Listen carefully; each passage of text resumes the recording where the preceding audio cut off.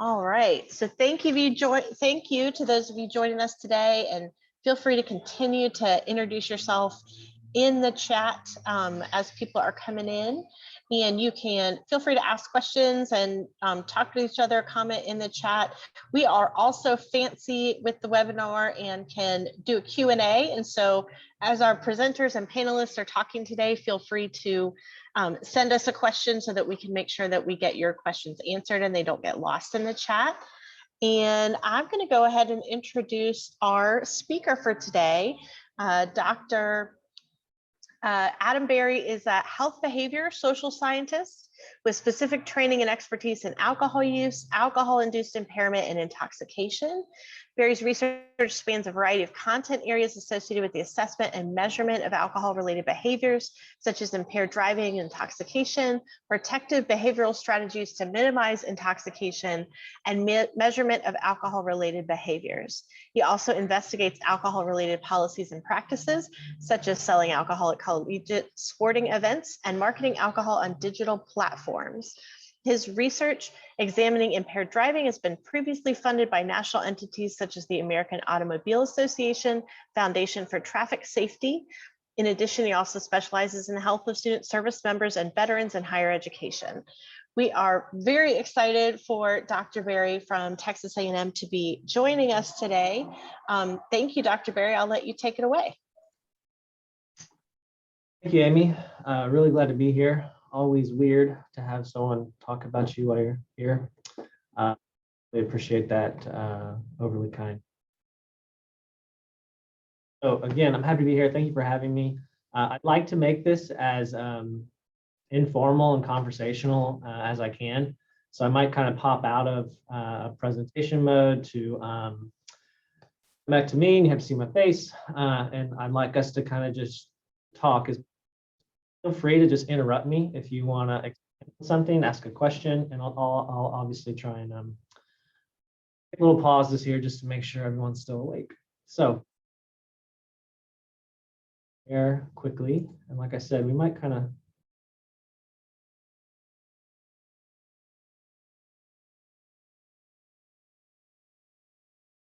everybody see that? Perfect. Yes. Yeah. So I couldn't find a PowerPoint that had any alcohol or beer. So imagine that's an Irish coffee.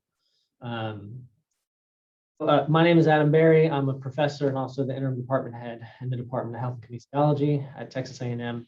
And we're going to talk about booze today. We're going to talk about alcohol. In particular, we're going to talk about alcohol sales at college football games, but we are also going to try and give you a nice lay of the land in terms of the literature says about alcohol sales and some of the potential public health implications that I don't think we've yet examined, but I think will be nice talking points for our discussions today. Any further ado, let's talk about how we got here. How did we get to us selling alcohol at college football games? In my view, and I'm really folks here with us and to kind of hear their view on sort of the evolution of why we got here. I think there's three things that really pushed this. The first is attendance. The second, obviously, is money.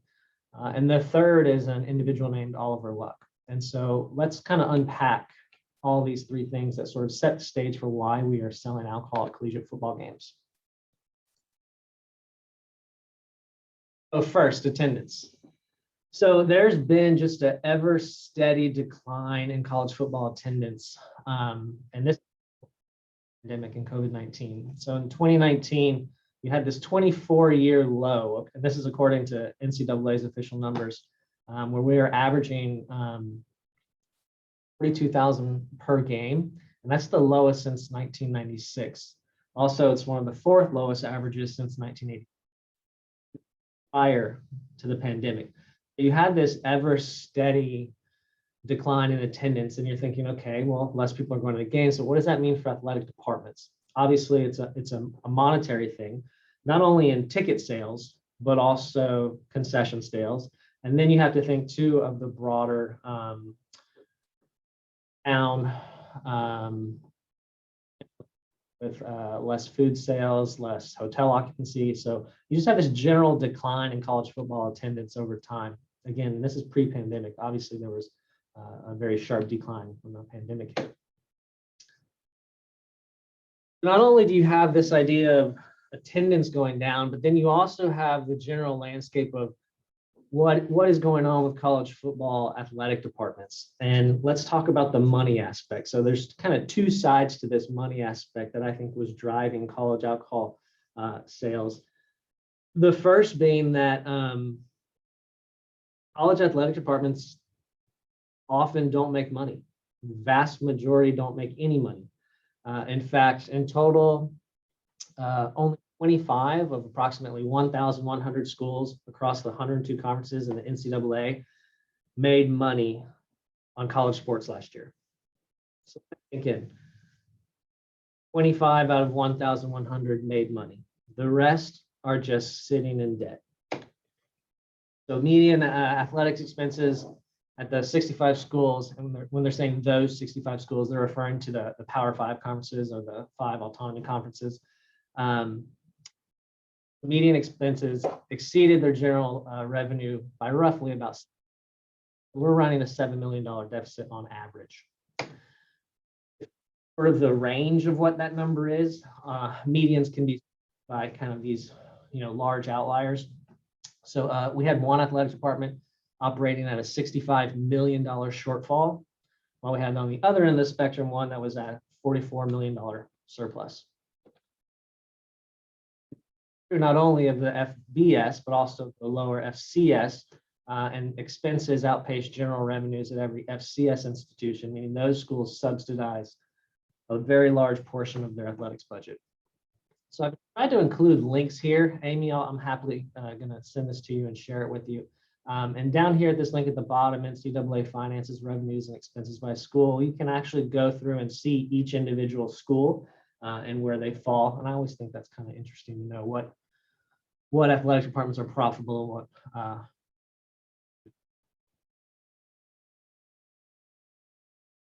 while you have attendance going down, you have a general sense and landscape of athletic departments in and of themselves don't generate a lot of income. And so let's kind of stop there and say, why don't they generate a lot of income? You see these huge football programs on TV, big basketball games, but you don't see all the other sports that require travel, equipment, training, staff, support. And so at the end of the day, these really large revenue generating programs can't sort of absorb and cover all the expenses associated with these other teams. So these schools, these departments, these businesses are always looking for how can we generate more income. And if attendance isn't going up, maybe we need to figure out how to get more money out of the people that actually do come. And this is where I believe alcohol sort of comes in. So I'm going to give you a few examples and some we'll kind of come back to. So for Troy, for instance, they had an agreement with their beverage companies that they would receive 43% of the gross beer sales. That's roughly $5 beer they sell. For West Virginia, it began alcohol sales in 2011. And for each of the first 3 years, it produced about $500,000 in revenue for West Virginia. And we'll kind of come back to West Virginia a few times here today. And then Ohio State, in their first year of alcohol sales, they reported over $1.1 million. First year, Indiana University generated almost $500,000. And then LSU, in their first year, generating $2.2 million in net revenue. And then the athletic director went on to joke that basically alcohol sales will pay for their very highly paid defensive coordinator at the time, who was making $2.5 million. So really alcohol related income was producing a net benefit to the bottom line for athletic departments. Obviously, that is a very strong rationale for why they should include it. But I think what strengthened that rationale significantly was a man by the name of Oliver Luck.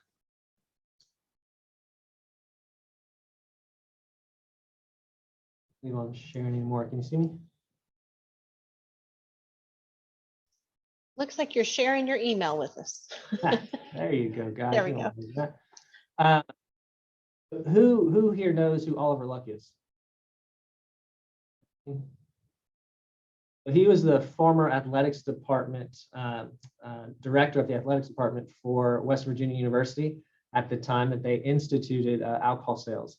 He later left West Virginia and went to be an executive at the NCAA. I've heard of his son. He threw the football pretty well. Played for the Colts for a little bit. Andrew Luck. So he is now, I believe, hired to be a consultant with either Big 12 or I think it's the Big 12, and is some believe a contender to take over as the Pac-12 commissioner at some point. Anyway, I say all this to say he had a lot of influence and a lot of power when all of this was happening, and he was one of the first to sort of institute alcohol sales at West Virginia. West Virginia is famous for during football weekends.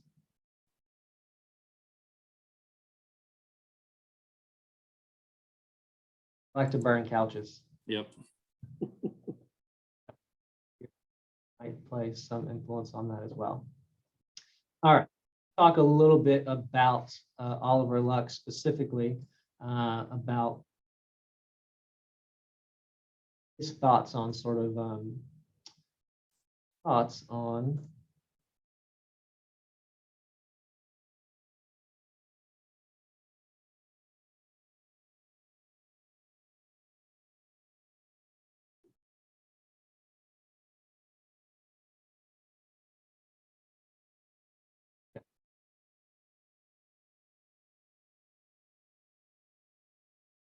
Oliver Luck instituted this and said, now instead of people shotgunning beers or chugging hard liquor before a game, they don't have to do that. They know they can buy a beer or a glass of wine during the game.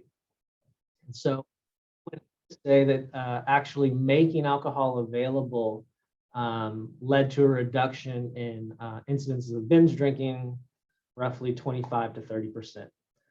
Now, this flies in the face of anything public health professionals know, which is if you increase access to something, you're going to increase usage.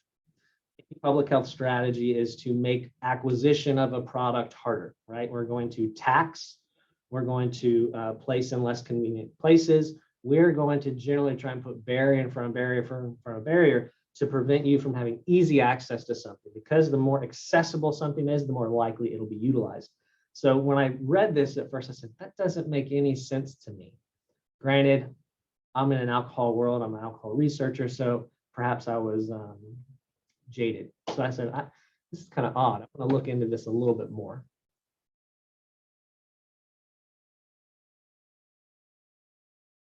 Started to see this really sharp increase of schools that began to sort of make alcohol available. And I believe that is because not only did it help with revenue generation, covering deficits, but also because you had what I thought is a very reputable, powerful name, powerful football program saying, we made it available and it actually helped us prevent public health issues from occurring. So prior to 2018, you had about 40 schools across the nation, across the FBS Division I college football programs. It's roughly like 130, I believe. The 2019 football season, you had almost doubling. So you had this really sharp increase. And then at the end of the 2019 season, in May 2019, something happened to your institution. Something happened to several institutions that are part of the SEC. They were down in Florida and they decided that we are going to lift the stadium-wide alcohol ban at our institutions. And so the numbers I gave you right there are actually much lower than what the actual numbers are now that we're in the 2021 football. Okay, so we sort of talked about how did we get here.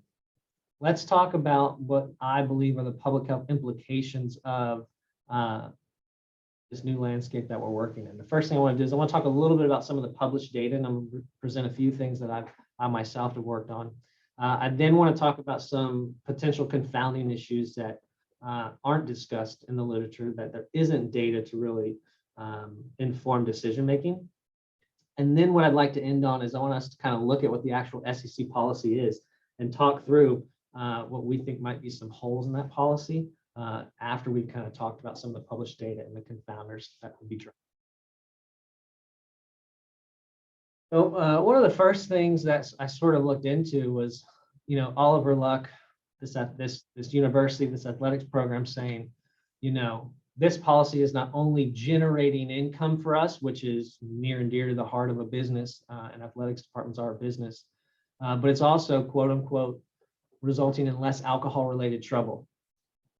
Again, as a researcher, anytime I see some sort of real general speak, it kind of piques my interest. I'm like, okay, alcohol-related trouble, what do you mean? How are you measuring that? What data are you using? I have yet to see any of the actual data that West Virginia used. It was simply reporting that it was provided by their police department, comparing Gameday incident statistics from 2010 to 2011. Incidences can mean multiple things, right? Is it a public intox? Is it a minor possession? Is it unruly behavior? So what specifically were they investigating? That was something I was interested in and couldn't get my hands on. So what I could get my hands on is secondary data. So all schools that receive Title IX funding, basically participate in any federal student aid support programs, they have to report data to this U.S. Department of Education campus safety. They report this, and then they have this sort of easy breezy tool where you can go up and look up data that they've reported publicly available. So what I decided to do is look at 1 year prior, 2010,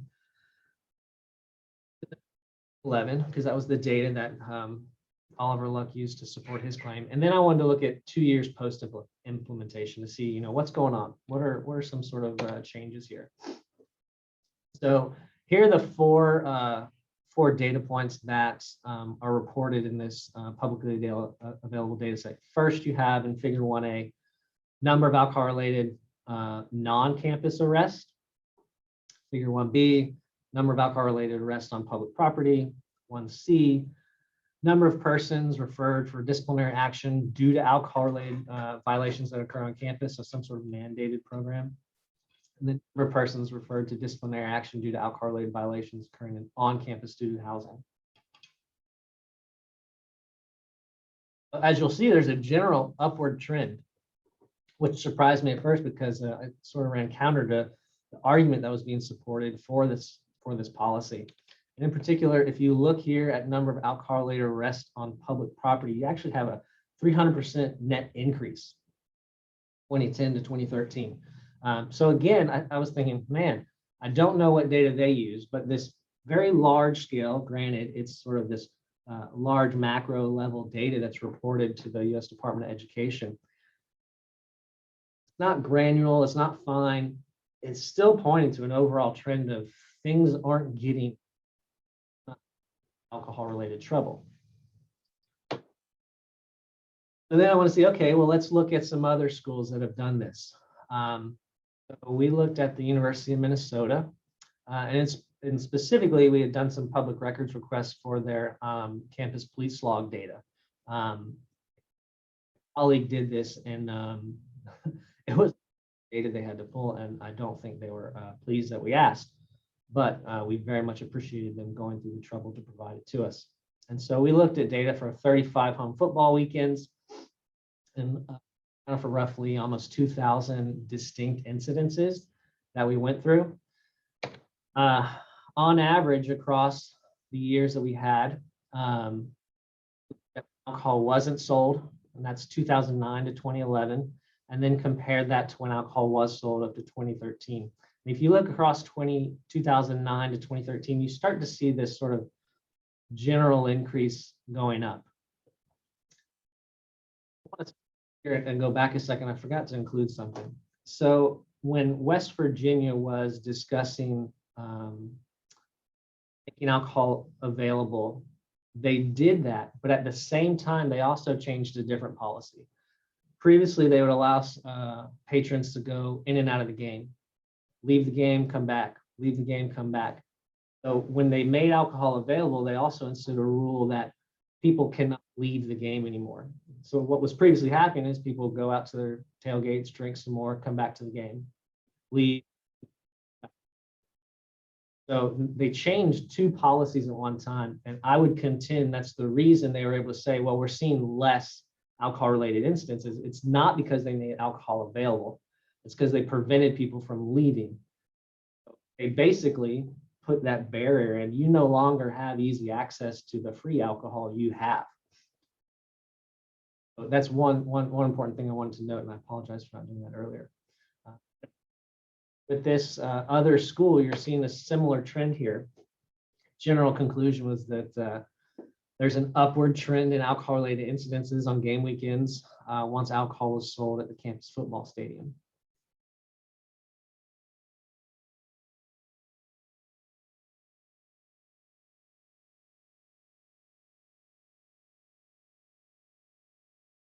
So we sort of had this general idea that we believe you're starting to see alcohol incidences increasing.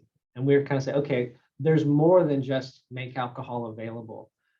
If you've ever attended a game, watched college football, been a part of that environment, you can attest to the fact that there's a different types of feelings and buzz and occurring in the air depending on what the home team's rated, but who's in town.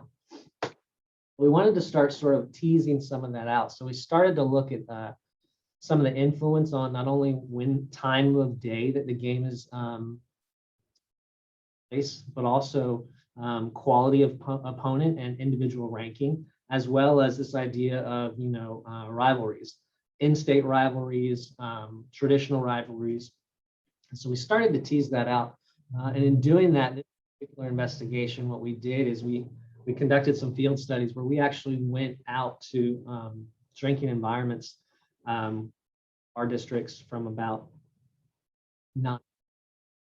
We do some systematic sampling, pull people aside if it was the last bar they were leaving, and we breathalyze them and run them through a quick battery of a survey. So general finding was that as rankings predicted increases in alcohol-related ejections.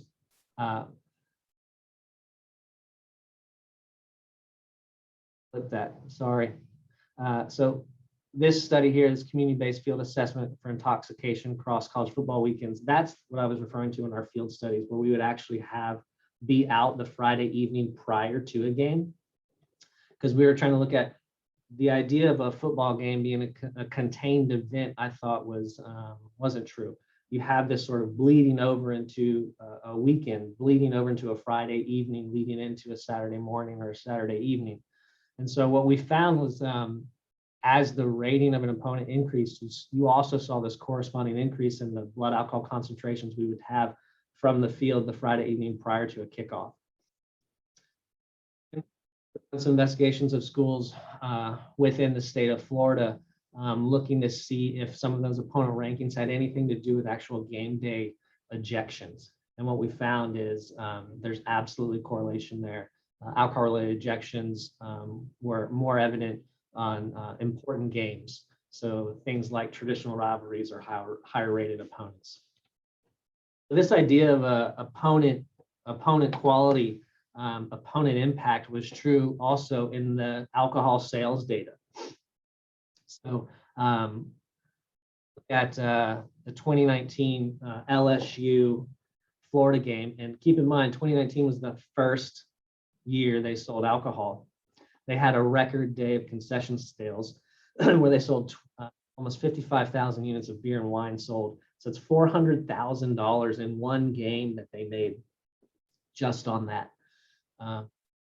While Amy introduced me, she failed to mention sort of my football background. And I'm a Florida State alumni twice over.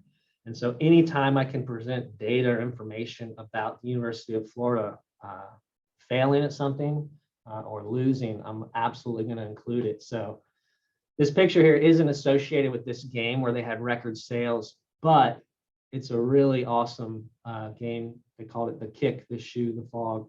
And again,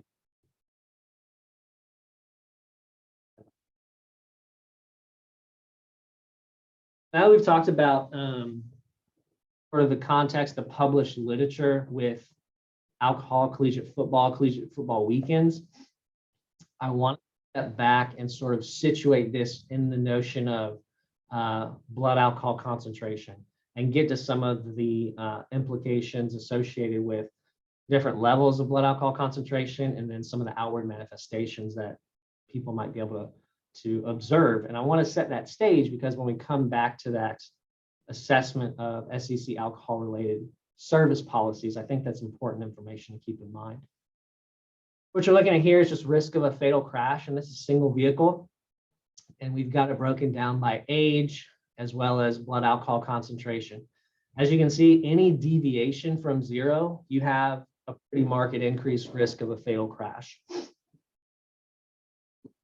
Or it's basically when you hit 0.05, that's when there's significant impairments to one's driving ability, divided attention, perceptions, tracking and steering. When you get to 0.08, the legal limit across all of our, across the entire nation, you can see there is a significant marked increase in risk of fatal crash. And even higher up to 0.15. And that number I'm presenting there is important. We'll come back to that in the next few slides. You see just a crazy exponential increase in risk. In Texas, the average blood alcohol concentration for impaired driving is actually 0.16. And so the potential risks there for fatal crash is just outstanding. So here again, we're looking at risk of fatal driver injuries in relation to driver age and sex. And what I really want to note here are just the trend lines that you're seeing. So here again, any deviation from 0, you're starting to see the beginnings of some increased risk.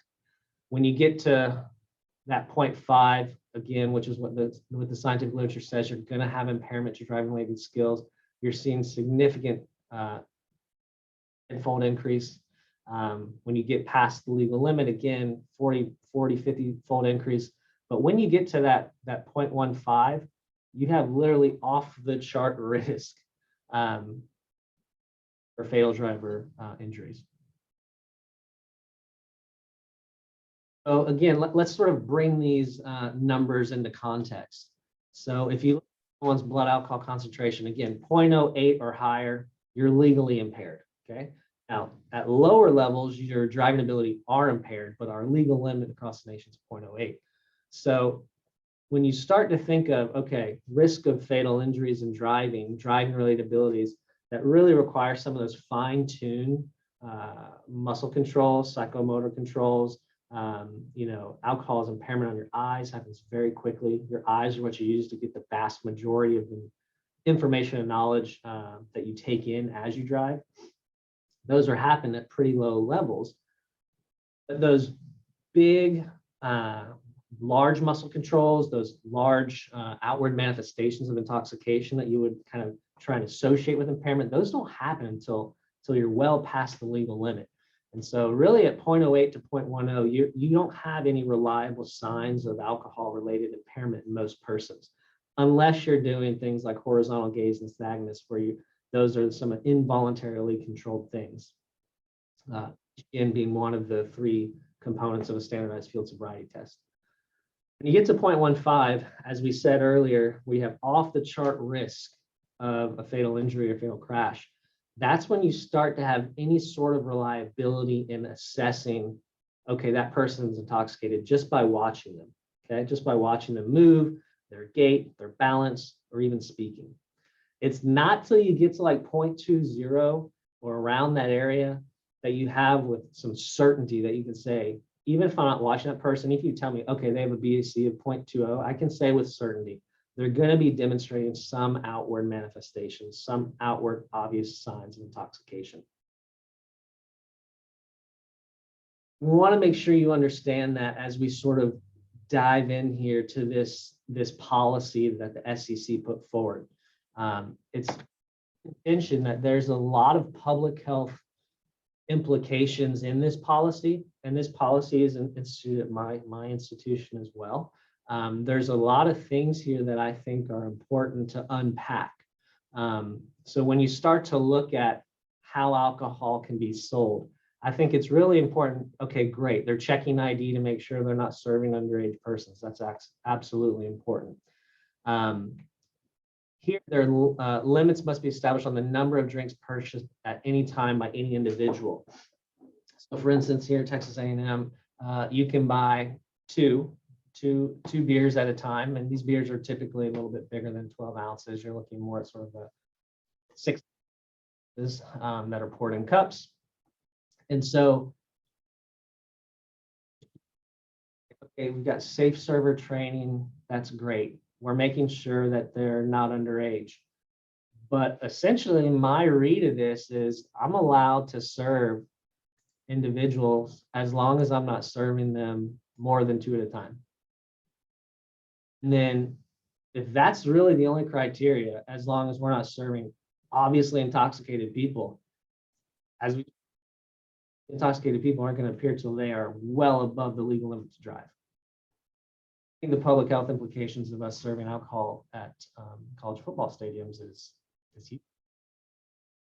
I think that's a good place to start. I'd love to hear from others who have some very real world practical experience with this.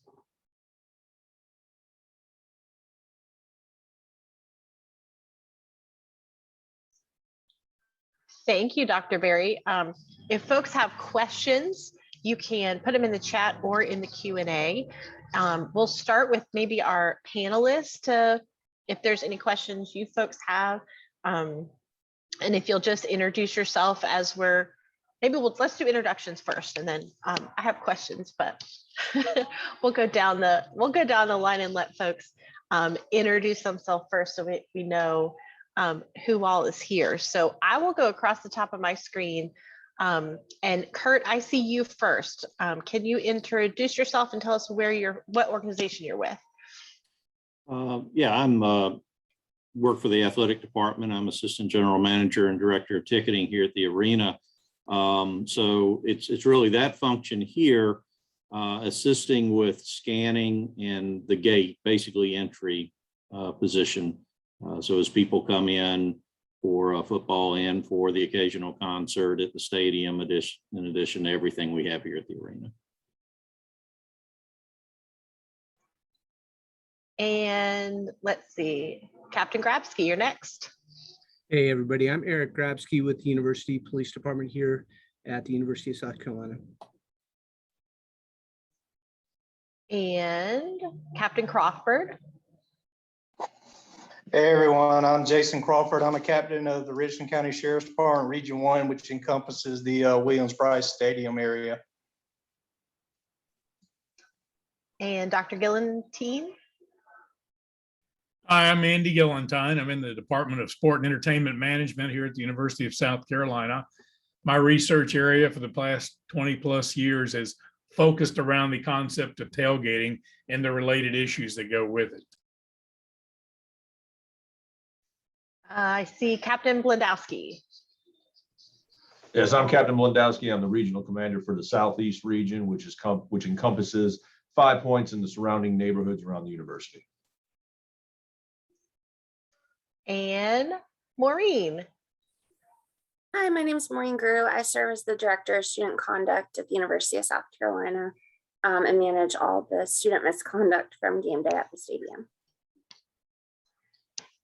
And so I wonder if anybody has questions for Dr. Berry, and if anybody wants to share a little bit about some of the ways that we kind of implement some of the strategies and policy that he was describing here, because I think there's a lot of things that we do that are kind of good practice when it comes to alcohol sales and management of fans in the stadium. So who would like to start? I'll start. I just had a quick question. You know, with seeing the increase in arrests and incidents, has it ever been discussed about maybe limiting the amount someone can buy, you know, when they come in the stadium, like with each ticket, it comes with maybe 3 drink vouchers or something of that nature, just to help monitor. Because, you know, before the alcohol was being sold, that would almost be a time for them to sober up in there. And now they have the continuous supply of alcohol.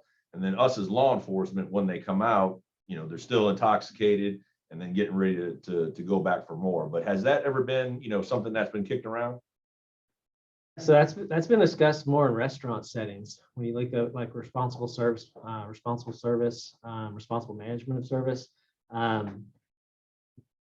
Restaurant servers and bars have pushed back a lot on that. And then if you try to expand that out to 40, 60, hundreds of thousands of people, perhaps I think I think it's a great suggestion, and absolutely there needs to be some sort of way to better monitor the number someone has actually purchased.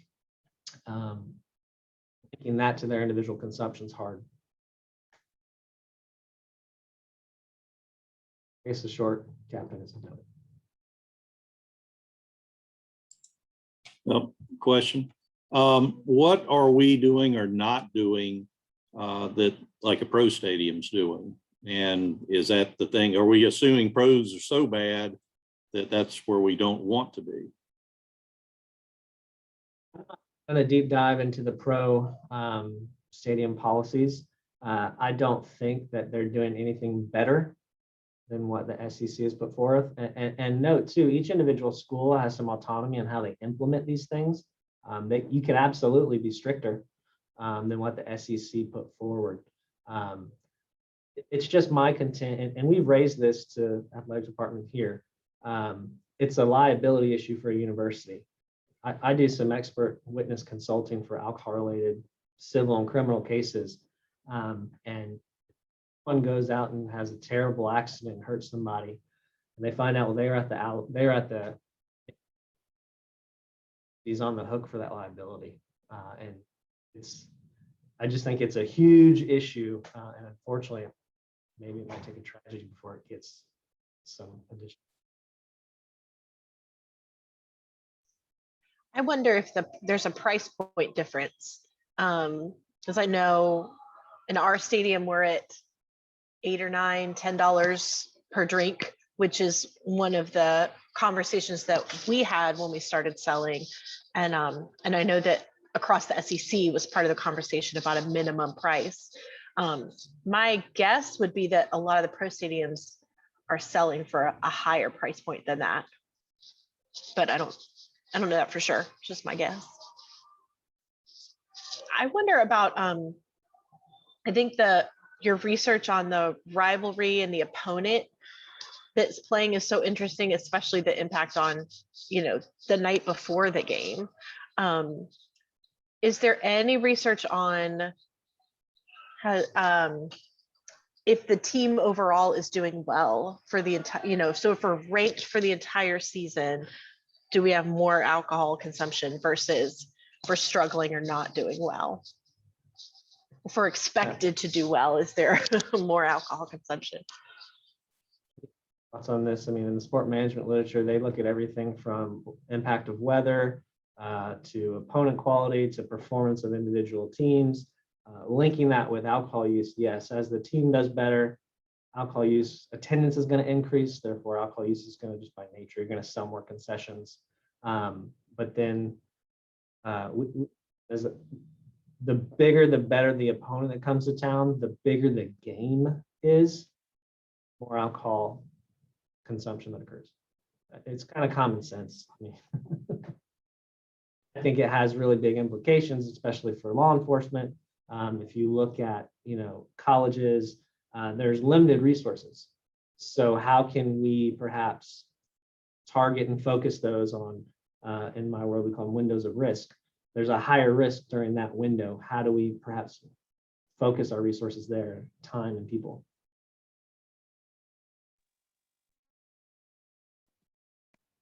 Has there been any research showing that what Mr. Mr. Luck was talking about, the alcohol that was generated before a football game versus what they get inside a football game, has it lowered that threshold, or has it increased? So there's not a lot of published literature on this, and the stuff that is published doesn't tease out those things, Captain. And even some of the metrics they use are hard to link to actual game day activity. You know, they're going to say, okay, well, the game was played on this day on Saturday. We then looked at emergency room admittance for alcohol. Linking those two things is a huge conceptual leap. And then to try and assess, okay, individual behavior before entering the stadium and then in the stadium, there's so many people and so many moving parts there. It's, again, the answer is no, but. Well, the only, you know, I generally work inside the stadium at the university football games.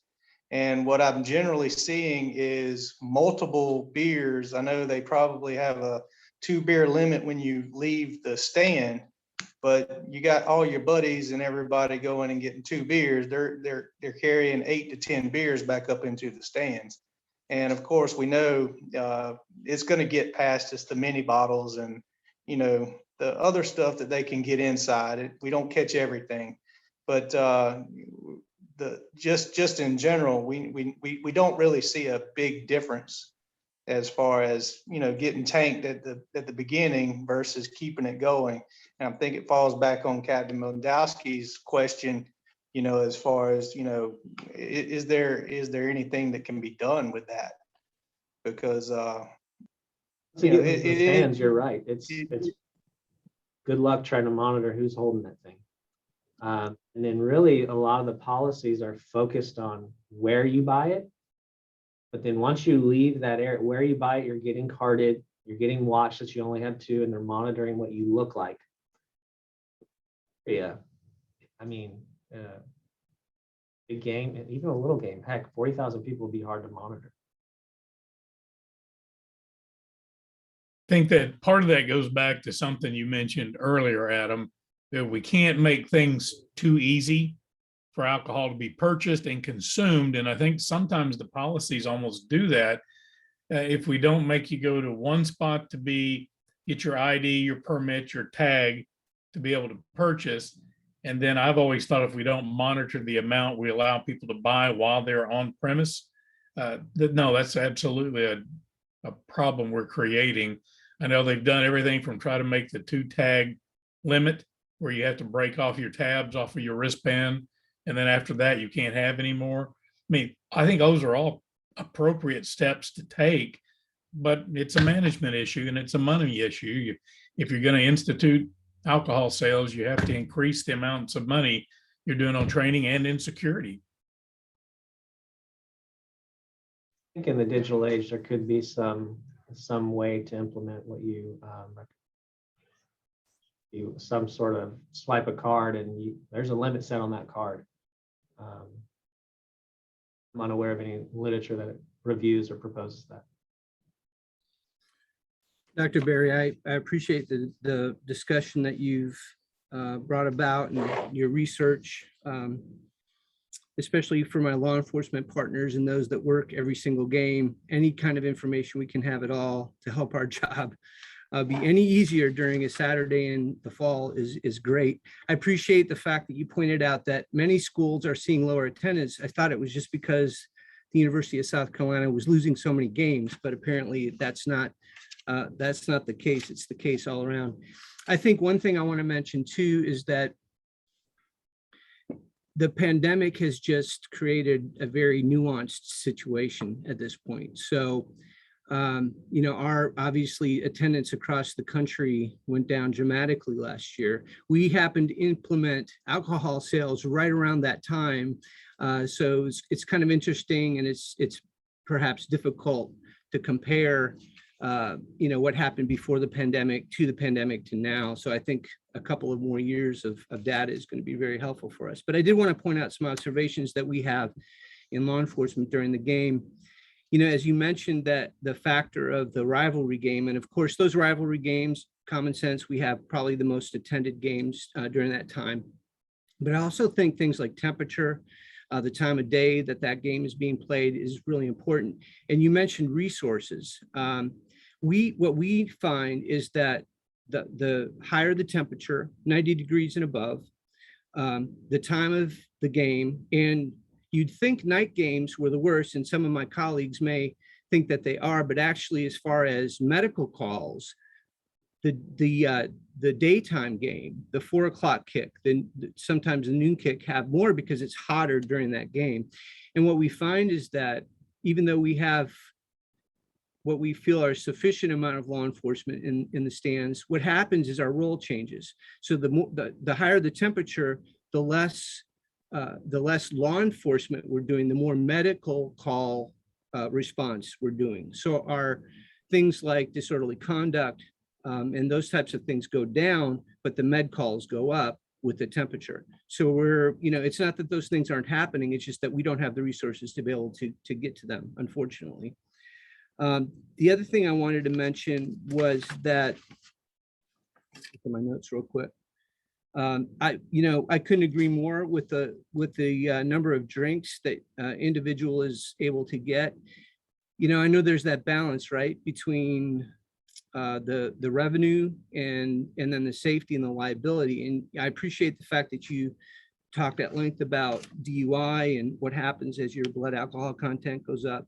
But that's just one of the things, obviously, that could have potential consequences of being intoxicated.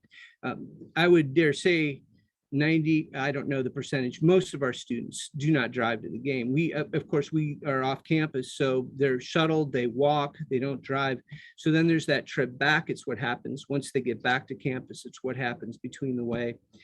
And then the other thing specific to the University of South Carolina is that, our students, and correct me if I'm wrong, Maureen or Amy, are students allowed to actually possess alcohol in the student section? No, and alcohol isn't sold in the student section, even though it's sold in other sections throughout the stadium. So even if they are 21, they can't bring alcohol from a general section into the student section. That's what I thought. So what that's doing is that's perhaps the unintended consequence of that is that our students don't necessarily want to leave the student section. They want to stay with their friends. And, if they did leave, then they've got to consume their alcohol outside of the student section. So, and again, I'll look to my law enforcement colleagues to help me if I'm incorrect in the statement, but we're seeing just as many students coming to the gate as intoxicated as we did prior to alcohol sales. And we think there's a couple of reasons for that. One is that the students know that, you have the underage population that couldn't buy alcohol in the stadium anyway.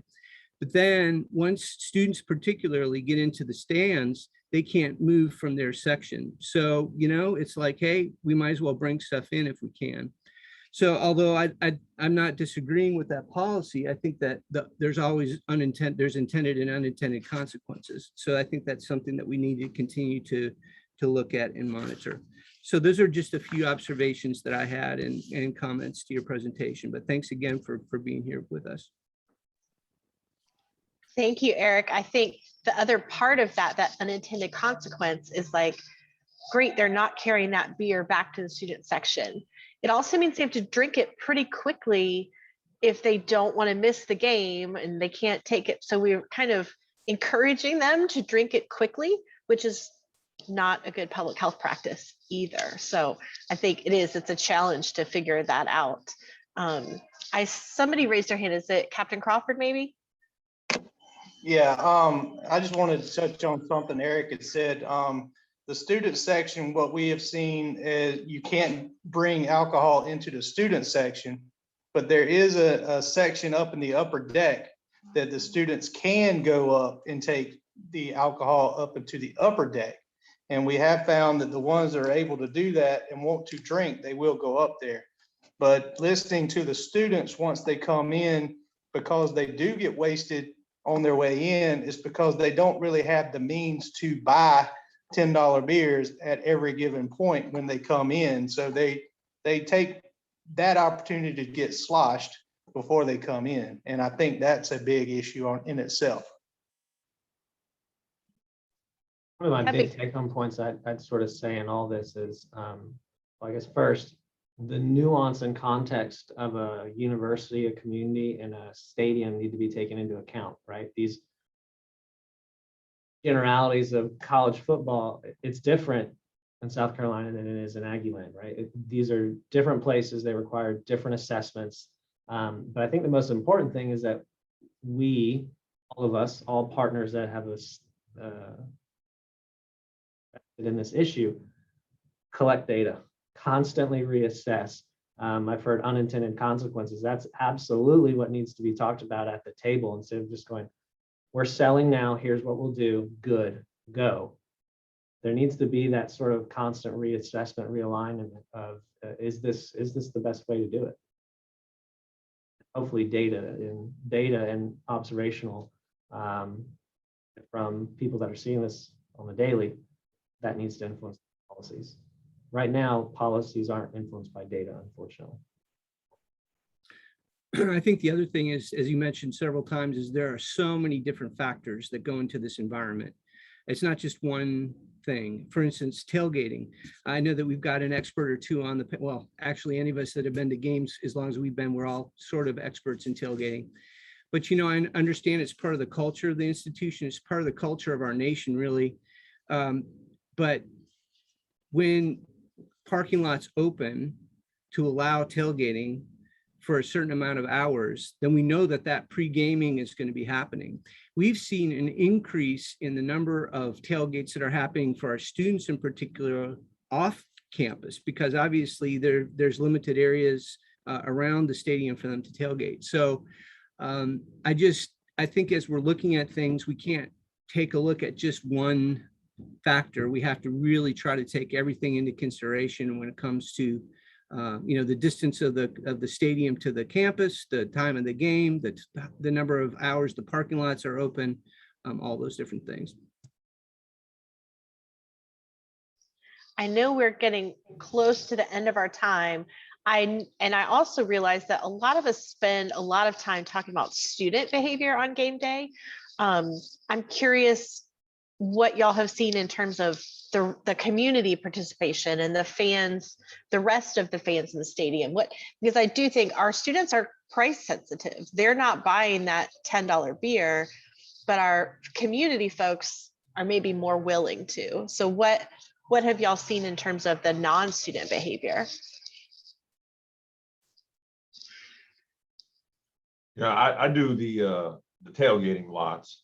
And just like Captain Crawford said, you have those students that can't get it inside, and they are walking in from the tailgate lot, across the street into the stadium, highly intoxicated. From the adult standpoint, the ones that get out there and professional tailgaters, got the grill and all that stuff. I mean, you see a level of consumption, but it seems to be more responsible. So I'm from the fairgrounds aspect, we don't have many issues with people that are, you know, outside of college age demographic.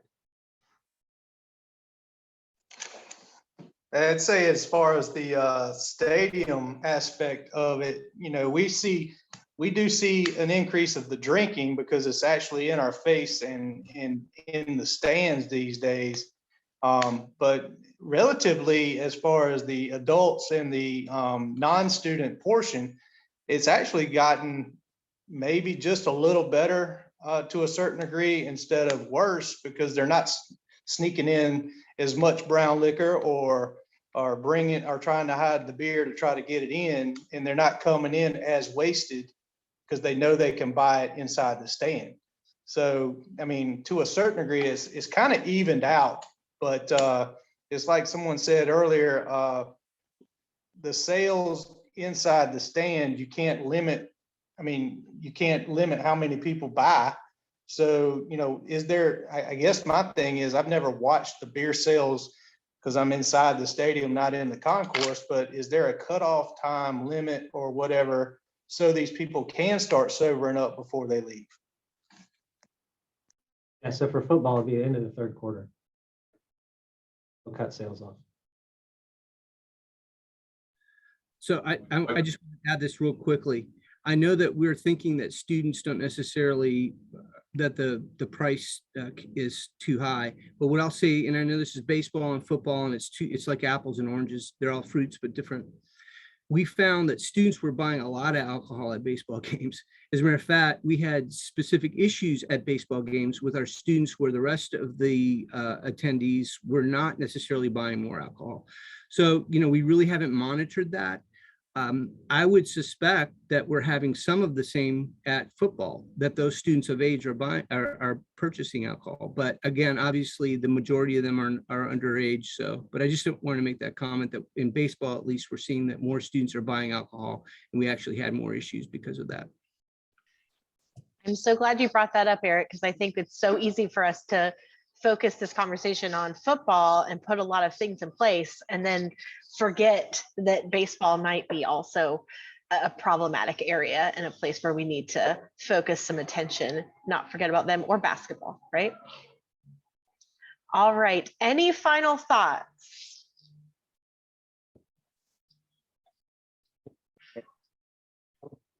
Down since we started selling alcohol. Say that one more time. I think you cut out for a second there. I heard anyone say problems have gone down since we started to sell alcohol.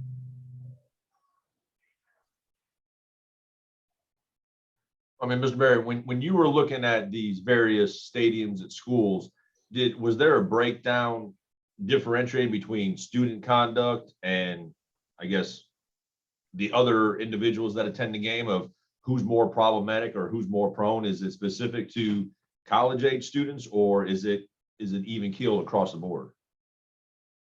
Actually, so there's some other work we've done that's associated with those field studies, where we looked at drinking levels of designated drivers. We looked at pre-gaming, and we were in front and bar districts in a college town, but we were sampling and interviewing and breathalyzing college students, non-college students, townies.